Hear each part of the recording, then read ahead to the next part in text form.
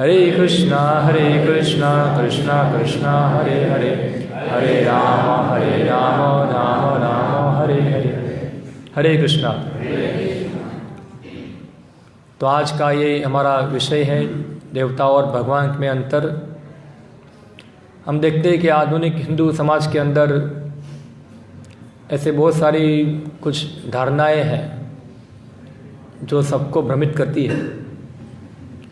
जैसे कि अंग्रेजी में एक शब्द है पॉलीथिज्म, इसका अर्थ होता है बहुईश्वरवाद, और एक है इसका विरोधी शब्द है मोनोथिज्म, इसका अर्थ है एकेश्वरवाद। यानी कि जो आजकल के हिंदू समाज के अंदर ऐसा धारणा है कि बहुत सारे भगवान हैं, और हम देखते हैं क्रिश्चियन और इस्लाम के अंदर तो खाली एक ही भगवान के बारे में बात हुई है, और हिंदुओं के अंदर बताते हैं बहुत सारे भगवान हैं। तो क्या बहुत सारे भगवान हैं क्या? तो हमको जानना चाहिए शास्त्र के अनुसार कि क्या है। हमारे वैदिक साहित्य में ऐसे सब भगवान ऊपर बैठे हुए हैं, सब स्पर्धा कर रहे हैं, क्या है? ऐसा है? हाँ, ऐसा नहीं है। जैसे पिता एक है, दो लोग पिता नहीं होते, एक ही पिता होता है।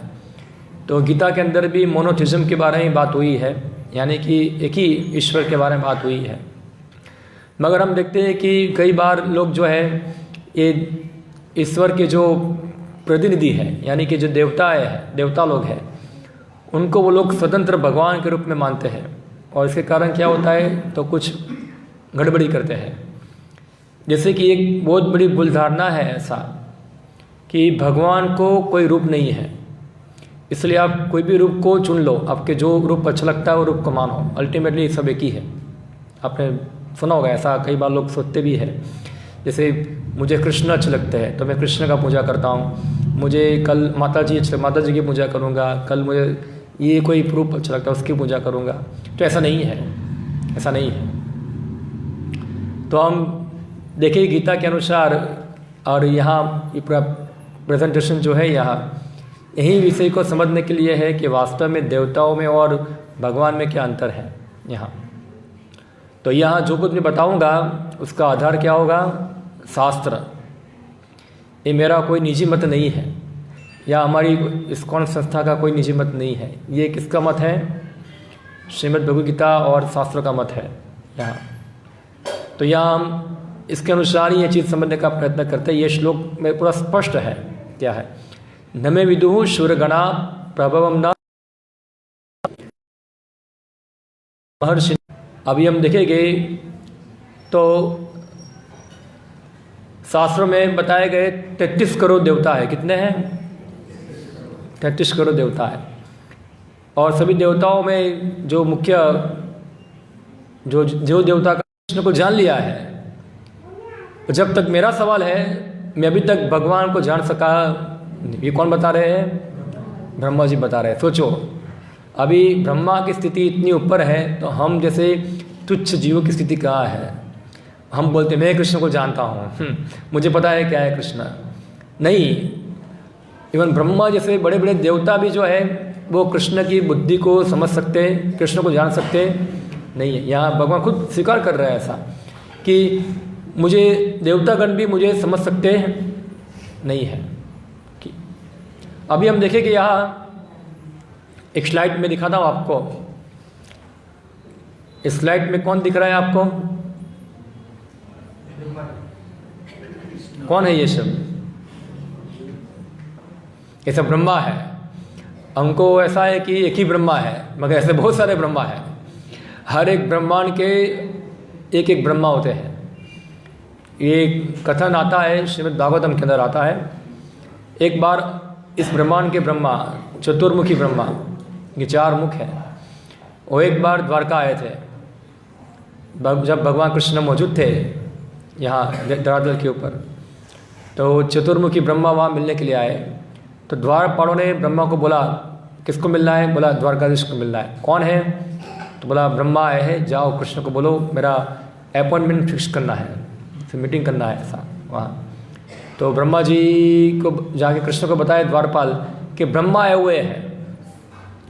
तो कृष्ण ने द्वारपाल को बोला जाके पूछो कौन से ब्रह्मा आए हुए हैं, ऐसा है। तो द्वारपाल आए और ब्रह्मा को बोला कौन से ब्रह्मा है।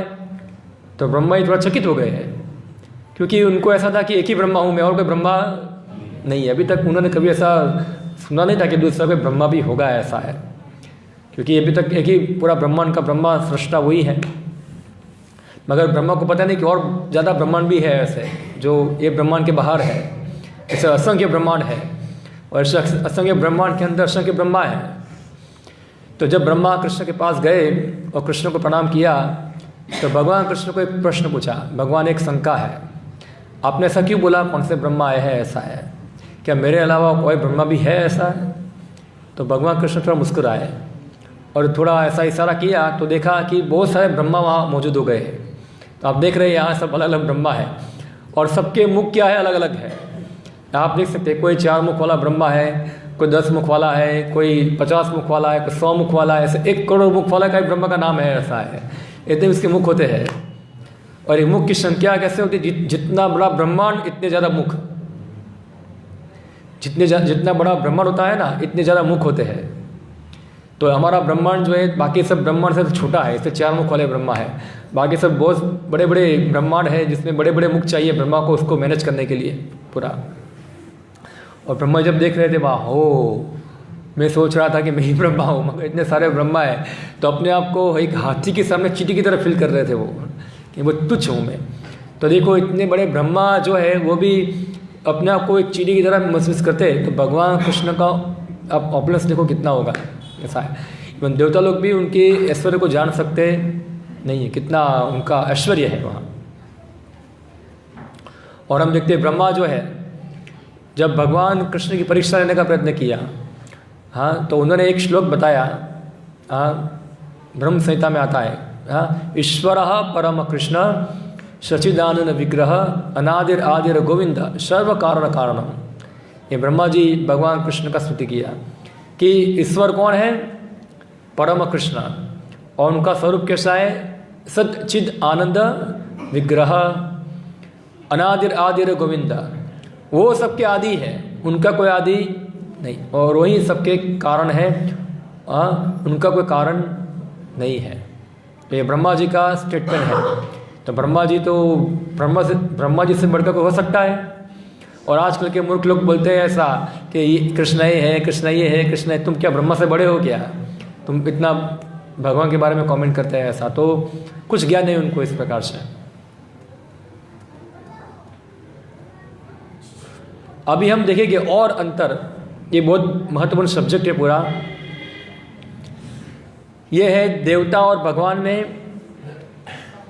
एक है देवता, भगवान और अवतार। ये 3 सब्जेक्ट को समझना बहुत महत्वपूर्ण है। यहाँ कई बार हम लोग कंफ्यूज हो जाते हैं इसके अंदर। अभी देवता जो है वो अनेक है, और देवता भी क्या है, एक हमारे तरह क्या है, एक जीव है। क्या है वो, जीव है। और भगवान जो है वो सामान्य जीव नहीं है, वो क्या है, वो भगवान है, भगवान कृष्ण है। और कृष्ण जो है अपना विस्तार करते हैं सब अपनी लीला विलास के लिए अलग अलग अवतारों के अंदर। तो जो भी भगवान के अवतार होते हैं वो भगवान से क्या होते हैं, अभिन्न होते हैं, भगवान से एक रूप होते हैं, उसमें कोई फर्क नहीं है। जैसे मैं हूँ और आप है, हम सब क्या है, इंडिविजुअल है ना। मगर भगवान के कृष्ण में ऐसा नहीं है। जब भगवान कोई अवतार लेते हैं, जैसे राम अवतार, वरा अवतार, नरसिम्हा अवतार, ये सब एक ही है, एक ही व्यक्ति है। ऐसा नहीं कि कोई इसमें इंडिविजुअलिटी है, ऐसा विविधता है ऐसा इसके अंदर। मगर हम देखते हैं हमारे अंदर विविधता होती है, मैं अलग हूँ, आप अलग है, दूसरे व्यक्ति अलग है। तो देवता भी क्या है, इंडिविजुअल है। और सभी देवता जो है एक जीव है। मैंने आपको बताया था लास्ट टाइम, अलग अलग तत्वों के बारे में चर्चा किया था हम लोगों ने। जीव तत्व, फिर हमने चर्चा किया था शिव तत्व, विष्णु तत्व और कृष्ण तत्व। याद है किसी को कि भूल गए सब लोग?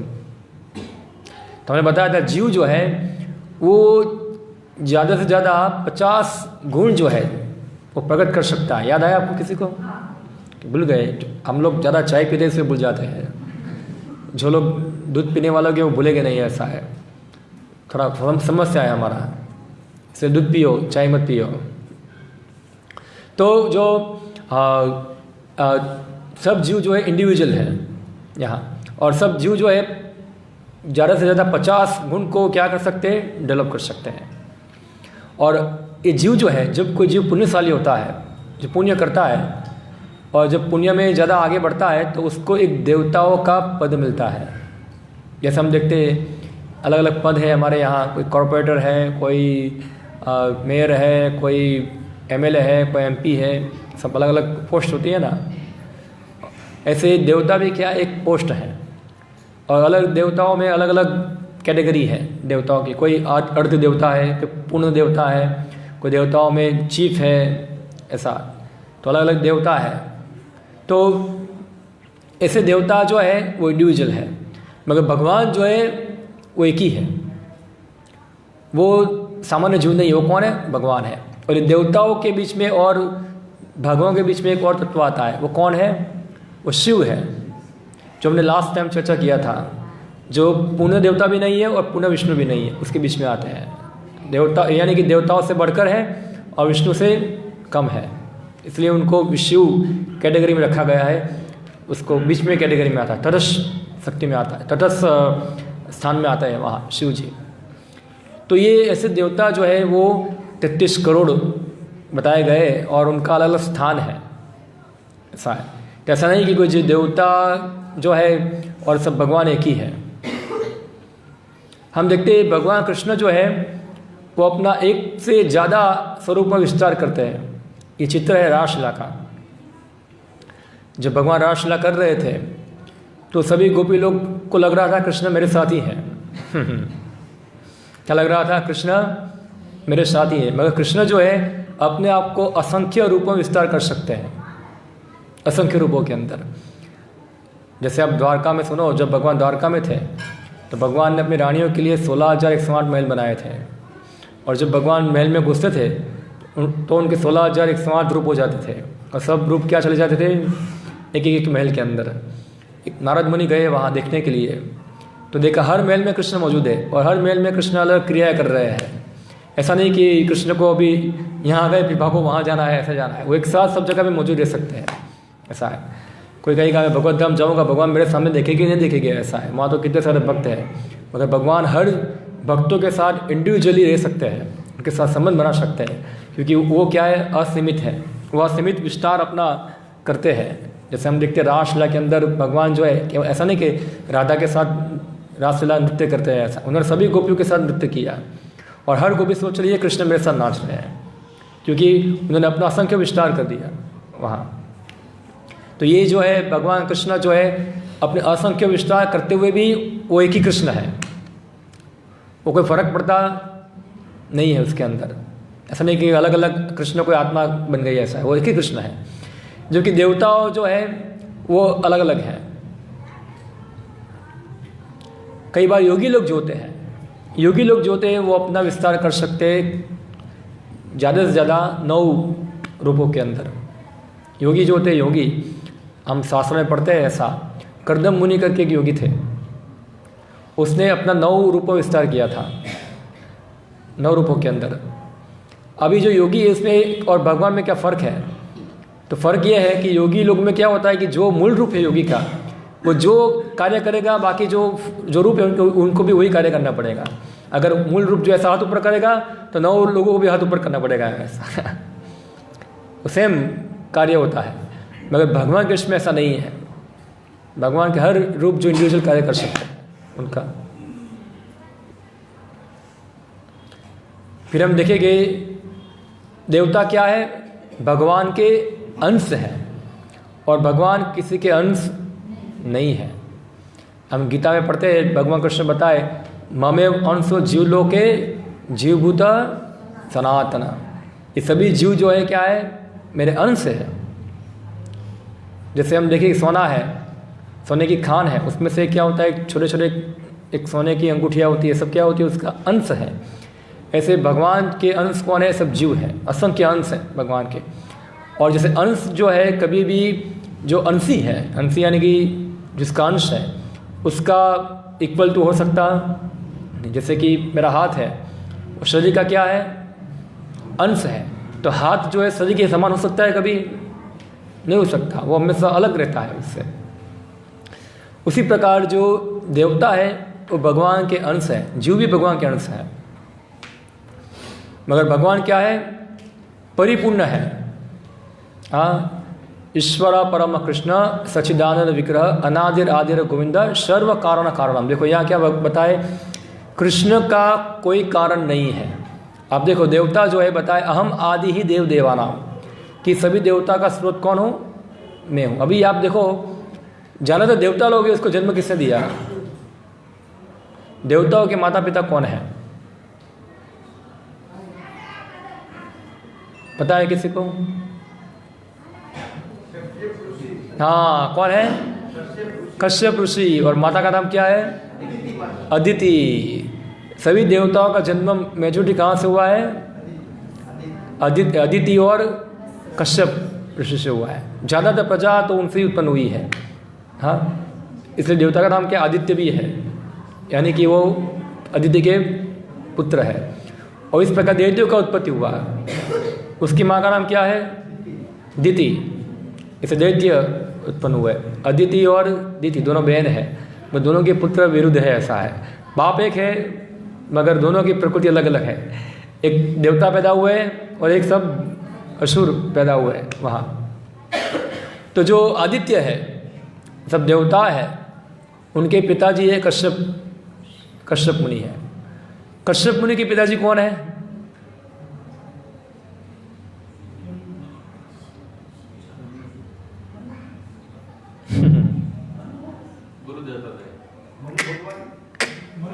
मारीची। कौन है? मारीची है। वो कौन है? कश्यप के पिता है। मारीची के पिता कौन है?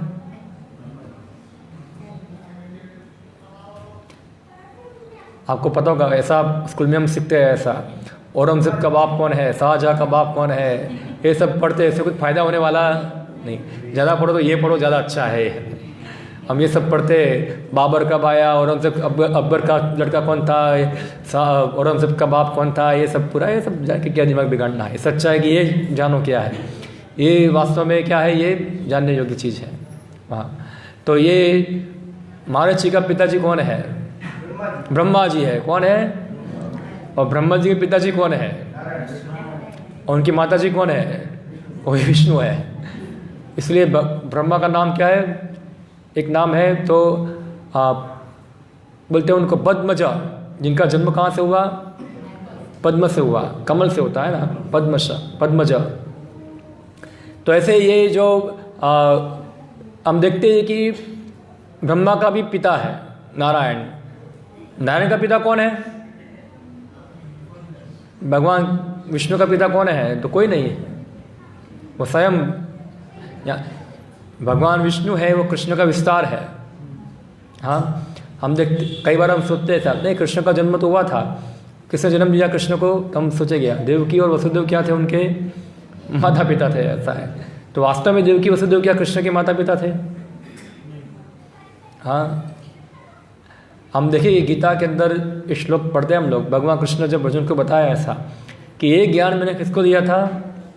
सूर्यदेव को बताया था। तो कृष्ण तो पहले से विद्यमान है, मगर इस जगत में जब भगवान प्रवेश करते हैं यहाँ, तो किसी भक्त को अपने माता पिता के रूप में स्वीकार करते हैं। ऐसा नहीं कृष्ण जो है उसको माँ और पिता जन्म दे गया, ऐसा है, वो पहले से ही है और उनका कोई कारण नहीं है।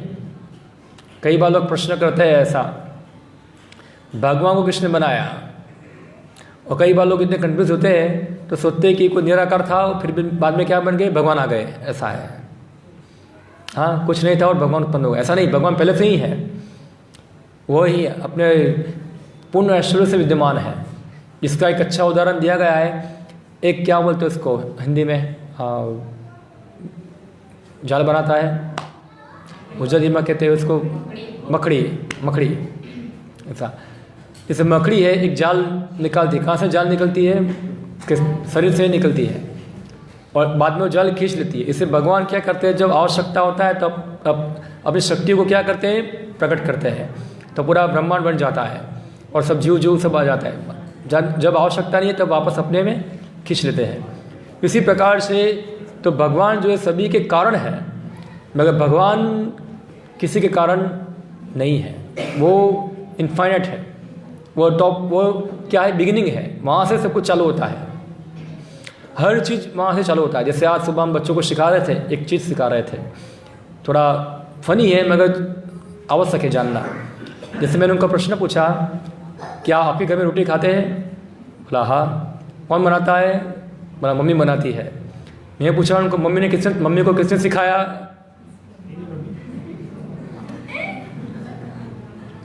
कुछ बच्चों ने बताया कि मम्मी जानती थी, कुछ बच्चे ऐसा बोले कि सास ने सिखाया है, ऐसा है। बोला आजकल पॉसिबल है, सास को सिखाना पड़ेगा शायद है, कि पहले सीखा नहीं होता तो शायद बाद में आके सिखाना पड़ता है। जनरली तो रोटी बनाना कौन सिखाता है? इसकी जो भी माँ होगी उनके घर पे उसकी माँ सिखाती है ना, पहले से ही रोटी बनाना सीखती है। उनकी छोटी बच्ची होती है तब उसकी माँ उसको बोलेगी कैसा रोटी बेलना है। अभी हम उस और प्रश्न करेंगे, वो माँ को किसे सिखाया? हाँ, कौन सिखाया? उसकी मम्मी ने सिखाया। उनको किसे सिखाया? उसको किसे सिखाया? आप ऊपर जाओ तो कहाँ तक पहुँचेगा? तो फर्स्ट रोटी बनाना सिखाया भगवान ने, कैसे बनाना है। हर ज्ञान जो कहाँ से आता है? भगवान से ही आता है। हर ज्ञान भगवान सिखाते हैं सबसे पहले। भगवान को किसी से सीखने की आवश्यकता नहीं, वही सबके ज्ञान का स्रोत है। दुनिया में जितना भी ज्ञान है वो ज्ञान का स्रोत क्या है? भगवान है। ऐसा है, कोई अपने तरीके से ज्ञान पैदा कर सकता नहीं है, वो भगवान से ही आता है सब कुछ नॉलेज जो है। तो ये जो देवता जो है वो भगवान के अंश हैं, और भगवान जो है किसी के अंश नहीं। लगता है कई बार कि भगवान के माता पिता देवकी और वसुदेव है, मगर हम देखते हैं शास्त्र के अनुसार देवकी माता पिता खाली भगवान के माता पिता बनते क्योंकि एक भक्त को भगवान माता पिता के रूप में स्वीकार करते हैं। जैसे एक उदाहरण है कि सूर्य जो है पूर्व दिशा से उगता है, तो क्या पूर्व दिशा उसके माता पिता बन जाते हैं? हाँ, वो तो उसको पूर्व दिशा को माध्यम बना के आता है। ऐसे जैसे भगवान कृष्ण जो है कई बार देवकी वसुदेव के द्वारा भी आते हैं, कई बार ब्रह्मा के नाक से निकलते हैं वराह, कई बार पिलर फाड़ के भी आते हैं। हाँ, भगवान कहीं से प्रकट हो सकते हैं। तो ये है अंतर देवताओं में और भगवान में। फिर दूसरा अंतर है, देवता जो है वो सेवक है और भगवान कौन है? स्वामी है, स्वामी है। हाँ, ये चीज़ समझना है। सभी देवता जो है अपने आप को भगवान का सेवक मानते हैं, और भगवान जो है सभी देवताओं के क्या है? वो स्वामी। एक चित्र दिखाऊंगा आपको मैं, आप देख सकते हैं। ये सब कौन है? ये सब देखिए आप, कौन है? ये देवता है। ये सब देवता जो है कहाँ गए? अभी क्षीर सागर पे। हम देखते हैं जब भी देवता लोग को कोई कष्ट होता है तो कहाँ जाते हैं? भगवान के पास जाते हैं, उनको उनसे मदद मांगने के लिए। फिर भगवान जो है वो मदद देते हैं। हाँ, मगर भगवान जो है उनको किसी देवता से मदद मांगने की आवश्यकता नहीं। वो क्या है? वो अपने आप में क्या है? वो परिपूर्ण है, वो सबके स्वामी है। फिर हम देखते हैं भगवान जो है, देवता जो है वो हमेशा भगवान को पूछते हैं। हाँ, यद इंद्र वरुण रुद्र स्तुवन्ति दिव्यस्त्वय, शास्त्र बताया है इंद्र वरुण ब्रह्मा शिव सब बड़े बड़े देवता जो है हमेशा भगवान की क्या करते हैं? पूजा करते हैं, उनकी स्तुति करते हैं। ऐसा है, देख सकते हैं यहाँ भगवान की स्तुति करते हैं। और भगवान जो है सबके द्वारा परम पूजनीय है। क्या है? यहाँ ब्रह्मा जी देखिए भगवान की स्तुति करते हैं, और सब देवता लोग भगवान की स्तुति करते हैं। अभी यहाँ आप देख सकते हैं, आपको बताऊं कैसे भगवान परम पूजनीय है। एक कहानी है ऐसी। एक बार युधिष्ठिर महाराज ने राष्ट्रयज्ञ किया था, पता है ना आपको? राष्ट्रयज्ञ कौन कर सकता है? जो चक्रवर्ती सम्राट हो पूरा। और राष्ट्रयज्ञ के अलग अलग फेसेस में से गुजरना होता है, चरण में से गुजरना होता है वहाँ। तो एक फेस ये था कि राष्ट्रयज्ञ के अंदर सभी देवताओं को इन्वाइट किया गया था। आप देखिए चित्र सब देख सकते हैं ये चित्र कोई काल्पनिक चित्र नहीं है, ये शास्त्र के अनुसार ही बनाया हुआ है पूरा। आप देख सकते हो इसमें ब्रह्मा है, शिव जी है, इंद्र है, सब लोग आके यज्ञ पता रहे हैं, सब राजा सब इकट्ठा हुए वहाँ, सब लोग वहाँ मौजूद हैं वहाँ।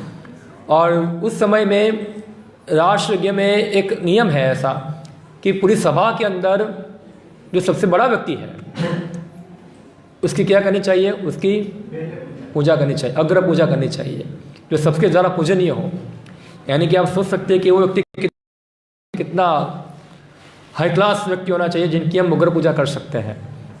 तो जो युधिष्ठिर महाराज थे वो कन्फ्यूज थे। अभी देखो कितने बड़े बड़े ऋषि मुनि यहाँ मौजूद है, पितामह भीष्म है, द्रोणाचार्य है, हाँ, फिर यहाँ शिव जी है, ब्रह्मा है, सब देवता है, सब अलग अलग ऋषि लोग मौजूद है, ऐसा है। और व्यास देव मौजूद है। बोला किसकी पूजा करेंगे, इसकी पूजा करेंगे तो वो सोचेगा देखो मुझे मेरी पूजा नहीं किया, मैं ऋषि को छोड़ के इसकी पूजा कर दिया, तो कन्फ्यूज थे, ऐसा है। तो कहाँ गए, भीष्म पितामह के पास गए और भीष्म पितामह को पूछा कि पितामह आप सब जानकार है, अब ज़्यादा अनुभवी है, ये देखो ये ज़्यादा महत्वपूर्ण है, हर जब भी कन्फ्यूजन होती है तो कोई अनुभवी व्यक्ति से पूछना चाहिए, ऐसा है। पितामह भीष्म ज़्यादा अनुभवी व्यक्ति है, तो उनसे पूछा कि अभी ये तो बहुत बड़ा कन्फ्यूजन खड़ा हो गया है, किसकी पूजा करें अग्र। तो पितामह भीष्म बोले सभी लोगों मौजूद में सबसे अग्रणीय कौन है, वासुदेव कृष्ण, उनकी ही पूजा होनी चाहिए। तो युधिष्ठिर महाराज तो जानते ही थे कि कृष्ण भगवान ही है, उनके लिए ही पूरा राष्ट्र यज्ञ किया था। तो उन्होंने खुश होकर क्या कर दिया, भगवान कृष्ण की अग्र पूजा घोषित किया और उनको जो अग्र स्थान में बिठाया और सहदेव को बोला कि तुम जाके भगवान कृष्ण की अग्र पूजा करो वहाँ। अभी जहाँ जब भगवान कृष्ण की अग्र पूजा हो रही थी, एक आदमी को प्रॉब्लम हो गया खाली। वो कौन था, शिशुपाल। अभी ये हम देखते थे शिशुपाल जैसे व्यक्ति दुनिया में मौजूद है, जो भगवान कृष्ण को जब पूजा होती है तो उनको क्या होता है, थोड़ा प्रॉब्लम होता है यहाँ कि आप कृष्ण की पूजा क्यों करते हैं, इतने सारे बैठे देवता है, उनको पूजा नहीं की, शिव जी है, ब्रह्मा है, व्यास देव, इसको छोड़ के ये इसकी पूजा कर रहे हैं, कृष्ण की पूजा कर रहे हैं। उसको देखो क्या है पूरा, उसका कोई चरित्र क्या है, पूरा जीरो है, ऐसा है। हाँ, मेरी पत्नी को लेके भाग गया था, जबकि उसकी पत्नी नहीं थी, रुक्मणी, शादी होने वाला था ना शिशुपाल का रुक्मणी के साथ, और भगवान उसको लेके चले गए थे वहाँ, हरण कर दिया था। एक्चुअली रुक्मणी जी भगवान की सनातन पत्नी है, उनकी इटर्नल कॉन्फ्लिक्ट है भगवान की, ऐसा है। मगर भगवान इस पर लीला करते हैं वहाँ।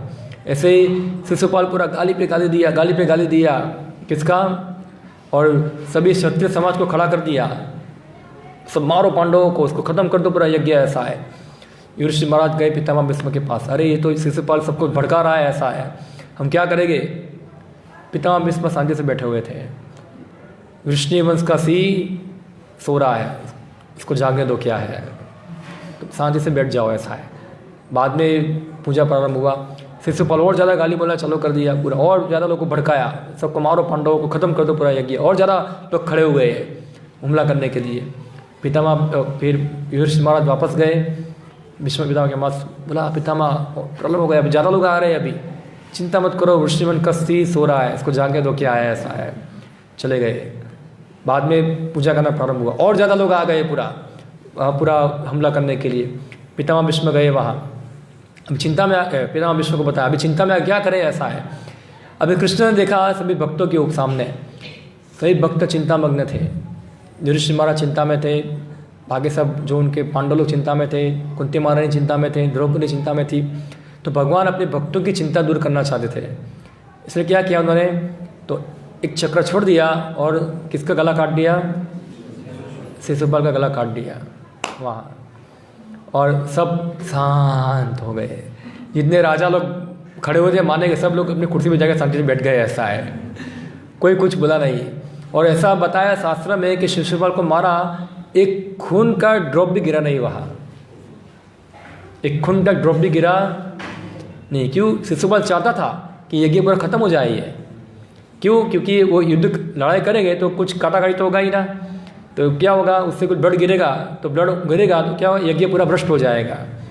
ऐसा शास्त्र में है कि कोई यज्ञ कर रहा है ऐसा, अगर उसमें खाली ब्लड भी गिरता है तो यज्ञ क्या हो जाएगा, भ्रष्ट। खाली खून की बात जाने दो, खाली कोई मुंह में उंगली डालता है ना तो यज्ञ भ्रष्ट हो जाता है। खाली मुंह में उंगली डालते हैं ना तो यज्ञ भ्रष्ट हो जाएगा। एक एरिया होता है, वो एरिया के अंदर वही लोग बैठ सकते हैं जो पवित्र है। ऐसा एक बार वृंदावन के अंदर जब पूरा दीक्षा कार्यक्रम था तो वह यज्ञ चल रहा था वहाँ, श्रील प्रभुपाद यज्ञ कर रहे थे वहाँ, और यज्ञ कर रहे थे। उस समय में एक छोटा बच्चा था, उसके माँ की गोद में बैठा हुआ था वहाँ, और उसने क्या किया, मुंह में उंगली डाला, और श्रील प्रभुपाद जी उसको देख लिया, बोला स्टॉप इट। क्या बताया? रोको उसको, यज्ञ को रोको। उस माँ को बोलो उसके बच्चे के मुंह में से उंगली निकाले और यहाँ से बाहर जाए, उसका हाथ धोए। और ये जितना भी यज्ञ किया सब यज्ञ क्या हो गया, सभी फेल हो गया। फिर से करो अभी सफाई करके पूरा फिर से कराया वहाँ। तो अभी कलयुग में था इतना शुद्धि रखना संभव नहीं है, मगर हम देख सकते हैं कि शिशुपाल चाहता था कि सब पांडवों की मेहनत पे क्या हो जाए, सब पानी फिर जाए। थोड़ा भी ड्रॉप हो गया, ब्लड का गिर जाएगा तो क्या हो जाएगा, पूरा यज्ञ भ्रष्ट हो जाएगा। भगवान कृष्ण ने इस प्रकार शिशुपाल को मारा कि एक ड्रॉप भी गिरा नहीं है, ऐसा है वहाँ, ऐसे ही रहे पूरा। तो ये पूरा बताते हैं कि भगवान जो है सभी देवता द्वारा क्या है, पूरा पूजनीय है, वो पूजनीय है।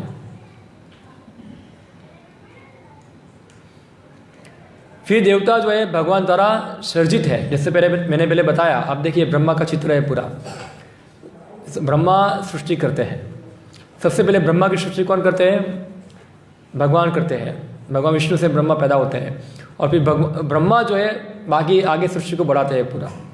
हाँ, तो ब्रह्मा के मानुष पुत्र पैदा होते हैं। आप देखो एक चैप्टर है पूरा भागवतम में, ब्रह्मा द्वारा क्रिएशन पूरा। इसमें सबसे पहले क्या होते हैं, मानुष पुत्र पैदा होते हैं ब्रह्मा के, जो मन से पैदा किया ब्रह्मा ने। फिर यहाँ से नारद का जन्म हुआ। हाँ, फिर अलग देवताओं का जन्म, ऋषियों का जन्म हुआ, असुरों का भी जन्म हुआ। सभी लोगों का जो जन्म था अलग अलग प्रकार से पूरा ब्रह्मा जी ने पूरा उत्पत्ति किया उनका वहाँ। और ब्रह्मा जो है, ये सभी देवता जो है ये भौतिक जगत में ही रहते हैं, भौतिक जगत से बाहर निकल सकते नहीं है, सब भौतिक जगत में ही है। मगर जो भगवान का धाम है वो क्या है, भौतिक जगत के परे है। जैसे गीता में श्लोक है ऐसा, हाँ, परम तस्मास्तु भावो अन्यो व्यक्ता सनातना। हाँ, भगवान बताए कि मेरा जो धाम है वो व्यक्त अव्यक्त से परे है। ना तद भासयते सूर्यो ना शशांकना पावकः यद गत्वा ना निवर्तन्ते तद्धाम परमम मम। जानते श्लोक आप, गीता में आता है ये कि मेरा ये धाम है जो सूर्य चंद्रमा द्वारा प्रकाशित होता नहीं है, और वो प्राप्त करने से वापस जगत में आना नहीं है। तो जो देवता है वो क्रिएट होते हैं, और उनका धाम भी क्रिएट होता है। ब्रह्मा जी सब क्रिएट करते हैं। एक्चुअली ब्रह्मा जी ने सब 14 भुवनों का क्रिएशन किया। ब्रह्मा क्या है, इंजीनियर है। क्या है, एक इंजीनियर है। जैसे मुझे एक बिल्डिंग बनाना है, मैं क्या करूँगा, उसका प्लान बनाऊँगा और मटेरियल खरीदने के लिए एक पैसा इकट्ठा करूँगा, और एक कॉन्ट्रैक्टर को मैं क्या करूँगा, दे दूँगा। फिर कॉन्ट्रैक्टर क्या करेगा, जो प्लान है उस पर क्या करेगा, बिल्डिंग बनाएगा। उसका मटेरियल किसने सप्लाई किया, तो जो मालिक है उसने सप्लाई किया। तो भगवान क्या करते हैं, सब जो माल है, जो ब्रह्मांड बनाने के जो तत्व चाहिए उसको निर्माण कर देते हैं, और वो तत्वों को कैसे असेंबलिंग करना है उसकी बुद्धि भी इसको देते हैं ब्रह्मा को। तो जो रॉ मटेरियल है वो ऑलरेडी भगवान द्वारा क्रिएट हो जाता है। फिर ब्रह्मा क्या करते हैं, उसको असेंबलिंग करते हैं, सबको पाना पेचा लगा के सबको एक एक रूप देते हैं। ऐसा है, इसको मनुष्य का रूप बनाओ, कुत्ते का रूप बनाओ, बिल्ली का रूप बनाओ, सब अलग अलग जो फॉर्म है वो ब्रह्मा सब भौतिक तत्वों का उपयोग करके बनाते हैं। ब्रह्मा जी खुद भौतिक तत्वों को बना सकते नहीं है, उनकी पावर के बाहर है। जैसे कॉन्ट्रैक्टर जो है जो मटेरियल का उपयोग करके बिल्डिंग बनाता है, कोई भी व्यक्ति खुद मटेरियल बना सकता नहीं, मटेरियल तो भगवान ही प्रोवाइड करते हैं, ऐसा है। तो ब्रह्मा जी जो है पूरा ये सब चीज़ों का उपयोग करके पूरा ब्रह्मांड का पूरा सर्जन किया वहाँ। तो 14 भुवन, उन्होंने 14 पूरे ब्रह्मांड को 14 डिवीजन में डिवाइड कर दिया उन्होंने, अलग अलग जीवों के लिए। हाँ, तो देवताओं के लिए उच्च लोक रखा, जो सात्विक लोगों के लिए, राजसिक लोगों के लिए मध्य में लोक रखा, और तामसिक लोगों के लिए नीचे बनाया। तो देवताओं के लिए ऊपर का लोक, मनुष्य के लिए ये जमीन पृथ्वी लोक, और असुरों के लिए उन्होंने नीचे का लोक बनाया, सब अधोलोक बनाया। इस प्रकार ब्रह्मा ने पूरा सृष्टि क्रिएट किया। मगर ये सबसे परे क्या है, भगवान का धाम है, गोलोक धाम, वृंदावन धाम। जो धाम कभी क्रिएट नहीं होता है वो कभी विनाश भी कभी होता नहीं, जो हमेशा सनातन रूप में रहता है। जबकि ये जो क्रिएशन है ब्रह्मा का, वो ब्रह्मा जी का जब आयुष्य खत्म हो जाता है तो पूरा ब्रह्मांड क्या होता है, खत्म होता है। हम गीता के अंदर पढ़ते हैं, भगवान कृष्ण बताते हैं सहस्त्र युग पर्यंत अर्हत ब्रह्मणो विदु। क्या है कि पूरे 1000 कलयुग जाएंगे, 1000 सतयुग जाएगा, 1000 द्वापर त्रेता जाएगा, तब ब्रह्मा का खाली 12 घंटा होता है। ऐसा उनका एक दिन होता है, ऐसे उनकी एक क्या होता है, पूरा महीना होता है, ऐसा उनका साल होता है, ऐसा उनका जीवन होता है। तो जब ब्रह्मा जी सो जाते हैं तो नीचे के लोग नष्ट हो जाते हैं, ऊपर के लोग नष्ट होते नहीं है। और जब ब्रह्मा जगते हैं तो फिर से नीचे का लोग बनाते हैं, फिर से क्रिएट, जैसे हम कहते हैं मेंटेनेंस करना। क्या करना, थोड़ा दिनों के बाद घर क्या उसको चूना वूना लगाना पड़ता है, ऐसा थोड़ा मेंटेनेंस करना पड़ता है। तो ब्रह्मा जी के एक दिन में के बाद भी थोड़ा मेंटेनेंस करना पड़ता है ब्रह्मांड को, फिर क्रिएट करना पड़ता है थोड़ा। मगर जब ब्रह्मा जब मर जाते हैं, ब्रह्मा की मृत्यु भी होती है, ब्रह्मा भी अमर नहीं है, उनको शरीर छोड़ना होता है। और जब ब्रह्मा मृत्यु होती है तो पूरा ब्रह्मांड क्या होता है, खत्म हो जाता है। और फिर पूरा ब्रह्मांड वापस नारायण के शरीर में चला जाता है वहाँ। तो इस प्रकार से जो ब्रह्मा है जो है एक खाली भौतिक जगत के क्रिएटर है, और भौतिक जगत जो है क्रिएट भी होता है और डिस्ट्रॉय भी होता है। जबकि भगवान का धाम जो है वो क्रिएट भी नहीं होता है, डिस्ट्रॉय भी होता है, हमेशा रहता है वो। ये फ़र्क है, भगवान जो भौतिक सज्जन से परे है, हाँ उससे परे है। फिर देवता जो है वो भौतिक प्रकृति के 3 गुण में क्या है, विद्यमान है, जबकि भगवान जो है भौतिक प्रकृति के 3 गुण में विद्यमान नहीं है। कैसे समझेंगे हम लोग, तो कहानी सुनाता हूँ आपको मैं क्या है। एक बार सब ऋषि लोग इकट्ठा हुए थे और उनके बीच में एक चर्चा हुआ। चर्चा ऐसा हुआ कि हम देखते कि 3 बड़े देवता है, ब्रह्मा विष्णु और महेश। अभी नक्की करना है कौन सा देवता श्रेष्ठ है, कौन श्रेष्ठ है, ऐसा है। तो सब ऋषियों ने सिलेक्ट किया भृगु मुनि को, और भृगु मुनि को बोला कि आप जाके थोड़ा चेक करके आओ कौन श्रेष्ठ है। ये कथा आती है श्रीमद् भागवतम में आती है। तो भृगु मुनि गए, सबसे पहले किसके पास गए, शिव जी के पास गए। भृगु जो है तो ब्रह्मा के पुत्र है, तो शिव जी के भाई लगते हैं। तो जब भृगु मुनि प्रवेश किया वहाँ कैलाश के अंदर, तो शिव जी उनको गले लगने के लिए गए वहाँ। मगर भृगु मुनि ने क्या कर दिया, शिव जी का अपमान कर दिया। गंदे है, राख लगाते हो, सांप लगाते हो, ऐसा है, ऐसा अपमान कर दिया। तो शिव जी को आ गया गुस्सा, तो भृगु को मारने के लिए खड़े हो गए वहाँ। अब जो पार्वती जी थी उन्होंने रोक दिया, अभी शिव जी मारो मत, शांत कर दिया। और भृगु मुनि को वहाँ से क्या कर दिया, अब जाओ जल्दी, यहाँ इसका दिमाग बिगड़ गया अभी, ठीक है। यहाँ से उसको जाने दिया वहाँ से। फिर गए ब्रह्मा के पास गए। ब्रह्मा जी कौन थे, तो भृगु के पिताजी थे। तो पिताजी के सामने जब जाते हैं तो पुत्र को प्रणाम करना चाहिए ना। तो भृगु ने ऐसा कोई सदाचार पालन किया नहीं, ऐसे ही खड़े रहे वहाँ। तो ब्रह्मा को मन में आ गया गुस्सा, पर ब्रह्मा रजोगुण के देवता है, इसलिए वो गुस्से को बाहर प्रकट नहीं किया। कहाँ रखा, मन में ही रखा। शिव जी ने प्रकट कर दिया क्योंकि तमोगुण के देवता है, तो उन्होंने प्रकट कर दिया, गुस्सा बाहर आ गया। ब्रह्मा ने सब गुस्सा को कंट्रोल किया, गुस्सा आया उनको, मगर उसको कंट्रोल कर दिया, मन के अंदर ही रखा। कई बार हम देखते हैं लोगों को गुस्सा आता है, वो बाहर एक्सप्रेस नहीं करते हैं, हाँ, पूरा आंखें लाल लाल हो जाती है, पूरा हाथ कांपने लगता है, पूरा देखिए गुस्सा पूरा बाहर निकल रहा है, अभी हाथ तक पहुंचा नहीं है, मुंह तक पहुंचा नहीं है, वहाँ तक रहता है। जब हाथ मुंह तक पहुंच जाएगा तो क्या होगा, एक मुंह में से पहले बहुत बड़ी गाली निकलेगी, बाद में हाथ भी चालू हो जाएगा। तो ये गुस्सा का क्या है, रजोगुण में से तमोगुण में क्या होता है, परिवर्तन, उसमें परिवर्तन हो जाता है। जनरली रजोगुण पे लोग गुस्से को कंट्रोल करते हैं, मन में गुस्सा आ गया रजोगुण में आ गया, ऐसा है। तो ब्रह्मा को भी ऐसा ही हुआ, वो जो थे गुस्सा को मन में रखा और भृगु को पूरा मन में डांटा, मगर फिर अपने को कंट्रोल कर दिया। ठीक है, भृगु मेरा पुत्र है, नादानी करता है, अपने आप को कंट्रोल कर दिया, ऐसा है। तो भृगु मुनि देख लिया ब्रह्मा को ऐसा, बोला यही भगवान नहीं हो सकते, गुस्सा करते हैं, उसके मन में गुस्सा आ गया, ऐसा है। फिर गए वैकुंठ लोक के अंदर, वहाँ तो जाके सीधा लात मार दिया, किसको, भगवान विष्णु को, छाती के ऊपर लात मारा। सोचो अगर आपको कोई छाती पे लात मारेगा, आप क्या करोगे। हम कई बार ट्रेन में जाते हैं, थोड़ा कोई धक्का लगाता है, धक्का लगा दिया, ऐसा है, तुरंत गुस्सा आ जाता है हमको, है। मगर यहाँ तो भृगु मुनि ने छाती पे लात मार दिया, किसको, भगवान नारायण को। तो नारायण बोले भृगु मुनि पधारिए, क्षमा करना मुझे, मैं आपको स्वागत नहीं कर पाया इधर यहाँ आप बैठिए, इधर आपको पैर में लगा नहीं ना कुछ, आपके पैर दबा दूँ मैं, ऐसा है, मेरा छाती बहुत कठोर है ऐसा है, और आपके नाजुक नाजुक पैर है ऐसा है, कुछ लग गया होगा, लाओ कुछ मलहम पट्टी कर दो ऐसा है वहाँ। तो भृगु मुनि को पूरा श्रम लग गया ऐसा है।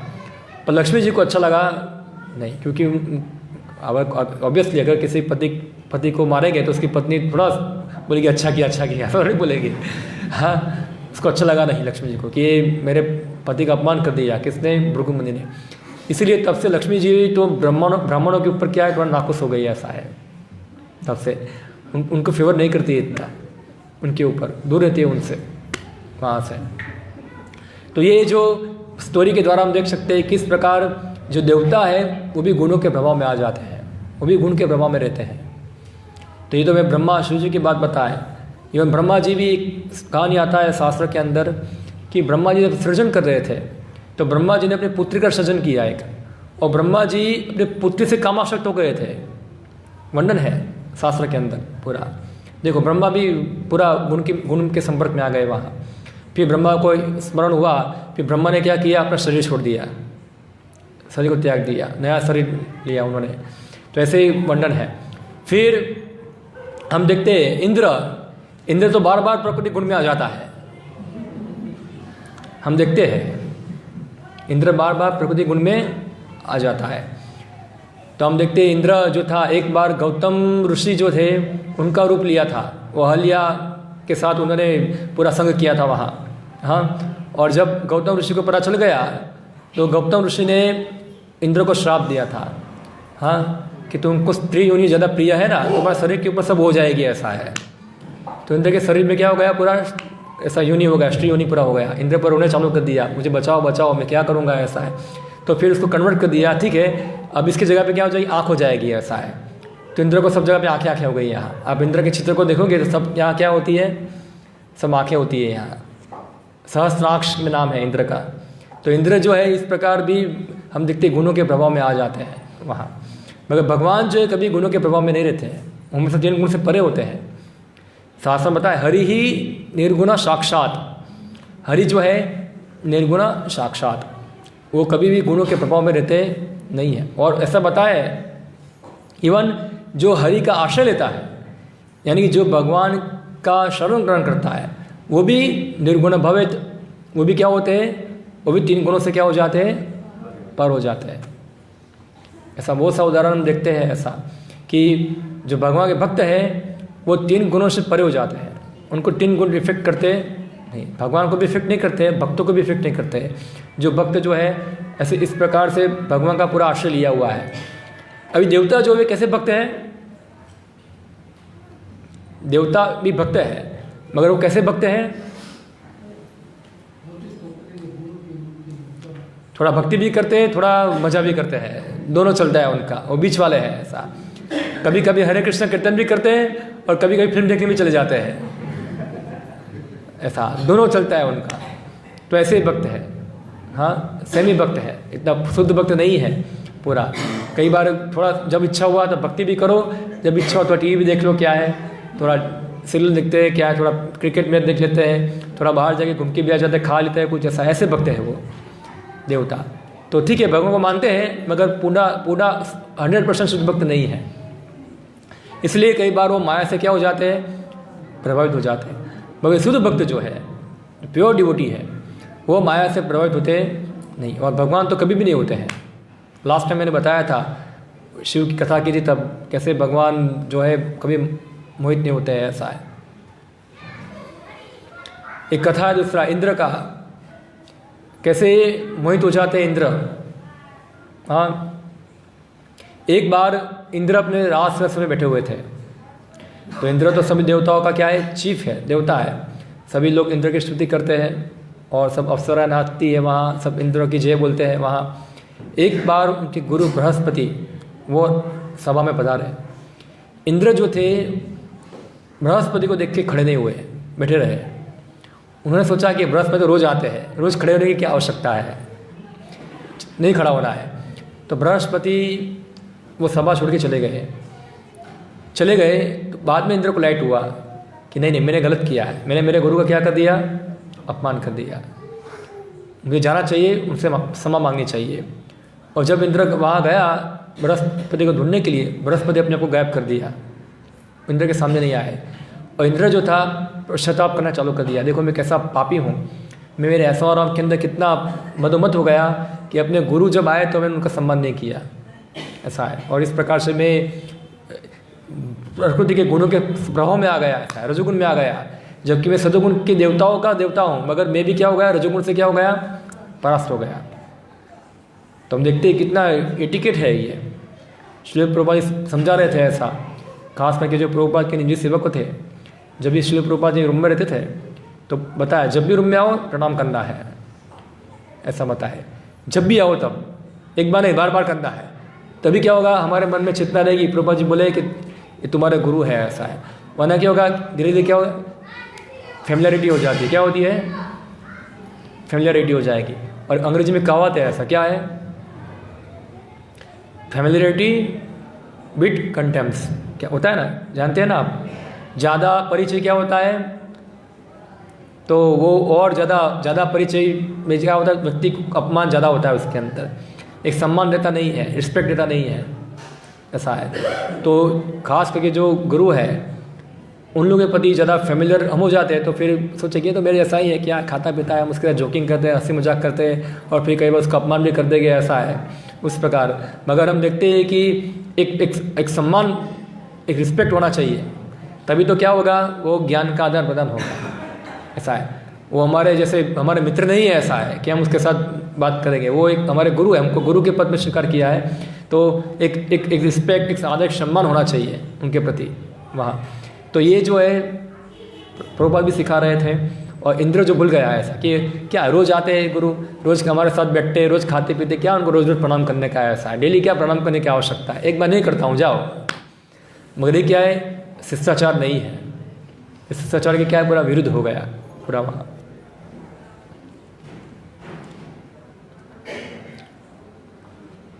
देखिए भगवान क्या बताया गीता के अंदर, देवी ऐसा गुणमयी मम माया, भगवान बताए तीन गुण वाली जो माया है वो मेरी शक्ति है। हाँ, वो भगवान को कभी प्रभावित कर सकती नहीं है, जबकि सामान्य जीव को प्रभावित कर सकती है। फिर बताया ऐसा, देवता जो है भगवान की इच्छा के ऊपर अधीन है, और जो भगवान है वो पूर्ण स्वतंत्र है, पूर्ण स्वतंत्र है। भगवान को कोई कंट्रोल कर सकता नहीं है, कृष्ण को कोई कंट्रोल कर सकता नहीं है। एक कहानी है महाभारत में आती है, जब पांडव लोग वनवास में थे तो जयद्रथ जो था उसने, जयद्रथ जानते ना आप कौन है, हाँ, वो उसने क्या कर दिया, द्रौपदी का हरण करके जा रहा था, हरण कर लिया वहाँ से। तो अर्जुन को पता चल गया, अर्जुन ने क्या कर दिया, जयद्रथ को हरा दिया और उसको बंदी बना के लेके आया। भीम ने उसको बहुत मारा, किसको, जयद्रथ को मारा, ऐसा है। और पितामह भीष्म के पास लेके आ गए कि इसको भी खत्म कर, सॉरी युधिष्ठिर के पास लेके आ गए, उसको मार देंगे, ऐसा है। युधिष्ठिर तो दयालु थे, बोला नहीं ये हमारा एक्चुअली क्या था, वो जो दुशाला थी उसका पति था, यानी कि जो कौरव का बने भी था लग रहा था वहाँ, तो ये तो हमारा संबंध, इसको छोड़ दो, ऐसा जीवन दान दे दो, मगर एक काम करो उसका सिर मुंडर टकला कर दो उसका, ऐसा है।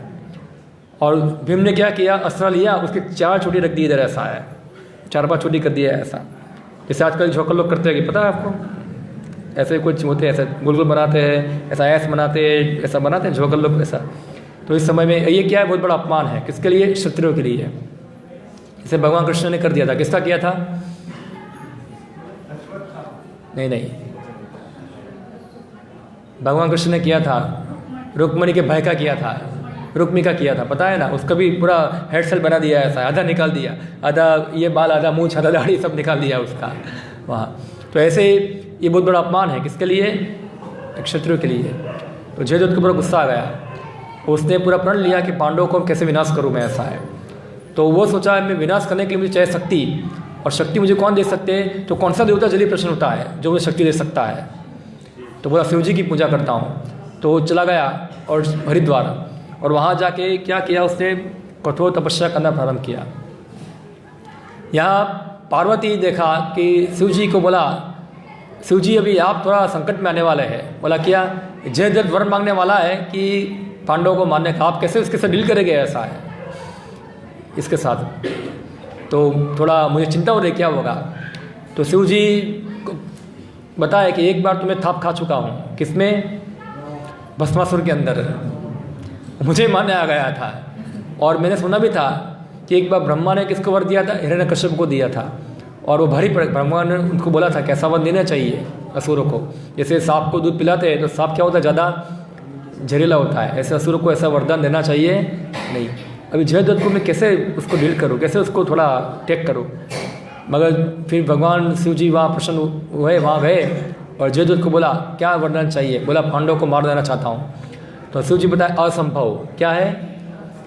पांडव अमर है, उसको कोई मार सकता नहीं है। बोला कैसे? बोला उनकी रक्षा करने वाले कौन है? कृष्ण है। कृष्ण है, मैं भी उसको मार सकता नहीं हूँ, मेरे हाथ में भी पावर नहीं है उसको मारने का। उनकी रक्षा करने वाले कृष्ण है, और जिनकी रक्षा कृष्ण करते उसको कोई मार पाएगा नहीं। बंगाली में कहावत है, मारे कृष्ण राखे की, राखे कृष्ण मारे की। इसका अर्थ क्या होता है? मारे कृष्ण राखे की, जो व्यक्ति को भगवान मारना चाहता है उसको कोई बचा सकता नहीं है, और जो व्यक्ति को भगवान बचाना चाहते हैं उसको कोई मार सकता नहीं है। जैसे भगवान रामचंद्र की इच्छा थी कि रावण को मारना ही है, तो शिव जी भी इसको बचा पाए नहीं बचा पाए उनको। जैसे आपका बच्चा है, उसको मैं मारना चाहता हूँ, कई बार लोग बोलते हैं ऐसा कि क्या राम भगवान ने शिव जी का स्तुति किया इसलिए भगवान ने परमिशन दे दिया उसको मारने का शिव जी ने। ऐसा है, वैसा होता है? कोई भक्त को ऐसे मारने दे देगा, ऐसा है? तो रक्षा नहीं करते उसकी, ऐसा है? शिव जी भी हाथ जोड़ दिया कि मैं इसको रक्षा नहीं कर पाऊँगा, रावण की भी। हाँ, बाणासुर को भी बोल दिया तुम जाओ, तुम्हारी रक्षा नहीं कर पाऊँगा, उसको भी छोड़ दिया। तो हम देखते हैं कि जो व्यक्ति को भगवान कृष्ण मानना चाहते हैं कोई देवता उसकी रक्षा नहीं कर सकते। हम देखते दुर्वासा मुनि जो थे, एक बार अमरीश महाराज का अपराध किया था और भगवान का चक्र आया उनके पीछे, वो गए सभी देवताओं के पास गए, ब्रह्मा के पास गए, शिव जी के पास गए, सभी देवता ने हाथ ऊपर कर दिया, हमारे हाथ में पावर नहीं है, तुम जाओ यहाँ से। यानी कि जो व्यक्ति को भगवान मानना चाहते हैं उसको कोई बचा पाएगा नहीं, और जिसको भगवान बचाना चाहते हैं उसको कोई मार पाएगा नहीं। जैसे प्रहलाद महाराज है, हिरण्यकश्यप को कितना प्रयास किया उसको मारने का, कुछ हुआ? 5 पांडवों को कितना मारने का प्रयास किया गया, हुआ नहीं। कौन बचाने वाले थे? भगवान कृष्ण थे। तो बोला ठीक है, तुम एक काम करो, तुम पांडवों को खाली युद्ध में हरा सकते हो एक बार, पर अर्जुन को तो कभी नहीं हरा पाओगे, क्योंकि अर्जुन के रथ पे कौन है? कृष्ण है। बाकी 4 पांडवों को तुम हरा सकते हो एक दिन के लिए खाली। तो हम देखते एक बाद में क्या हुआ।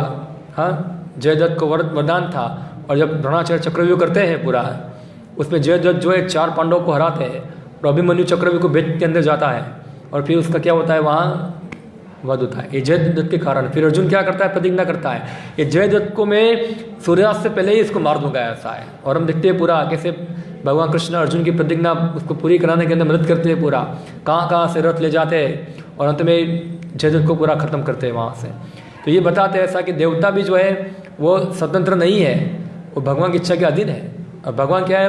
पूर्ण स्वतंत्र है, उनको कोई कंट्रोल कर सकता नहीं है। ये तो हमने देख लिया था। मोहियंतेश्वर या देवता भी सब मोहित हो जाते हैं, किसे? भगवान की माया से। जैसे लास्ट टाइम में देखा था, मोहिनी का लीला देखा था, सबको याद है, पूरा रिपीट नहीं करता हूँ मैं उसको। इंद्र, देखो इंद्र कौन बनाया? भगवान कृष्ण ने बनाया। वो इंद्र भूल गया कौन है? कृष्ण। हाँ, वो क्या गोवर्धन पर्वत की लीला सुना ना आपने? हाँ, क्यों धारण किया था भगवान ने? इंद्र के घमंड को दूर करने के लिए। वो सोच रहा था कि मैं बहुत तोपस देवता हूँ, ऐसा है। तो भगवान ने सोचा अभी ठीक है, इसको थोड़ा घमंड दूर करना पड़ेगा। और फिर इंद्र ने बहुत बारिश गिराया, और भगवान ने गोवर्धन उठा के रक्षा किया वहाँ। आप जानते हैं, इसको रिपीट नहीं करता हूँ ज़्यादा।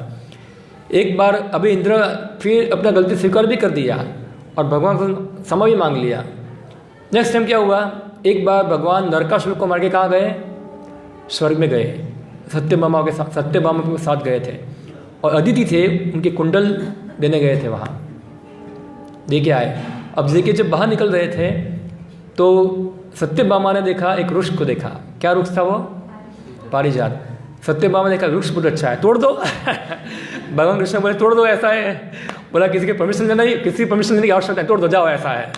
तोड़ लिया। क्या ले लिया? पारिजात का वृक्ष तोड़ लिया। इंद्र को आ गया गुस्सा, अरे क्या किया, ये मेरा वृक्ष क्यों तोड़ लिया, ऐसा है वहाँ से। तो भगवान कृष्ण बोले तुम्हारा वृक्ष कहाँ से ये है पूरा। तो इंद्र बोला अभी लड़ाई चालू करना पड़ा। लड़ाई किया, भगवान उसको हरा दिया। देखो इंद्र को भगवान ने स्वर्ग का शासन दिया और इंद्र बोलता है कि ये मेरा वृक्ष है, ऐसा है। भगवान इसलिए सत्यभामा को प्रेरित किया, वृक्ष तोड़ दो, ऐसा है। थोड़ा तो पता चले कौन उसका मालिक है, ऐसा है वहाँ। तो ये भगवान ने लीला किया वहाँ। हम देख सकते हैं कि देवता भी भगवान की माया से मोहित होते, भगवान मोहित नहीं होते हैं। ऐसा ये सब लीला जो है ब्रह्म मोहन लीला सब आती है। मैं इसको रिपीट नहीं करता हूँ यहाँ, थोड़ा बाकी है। नेक्स्ट टॉपिक हमारा है, बहुत लंबा है ये, तो हम सोच रहे कि नेक्स्ट में देखेंगे और ज़्यादा डिटेल के अंदर देवताओं में और भगवान में अंतर क्या है।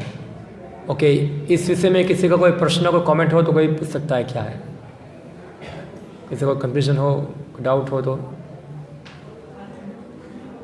ओके, हरे कृष्णा।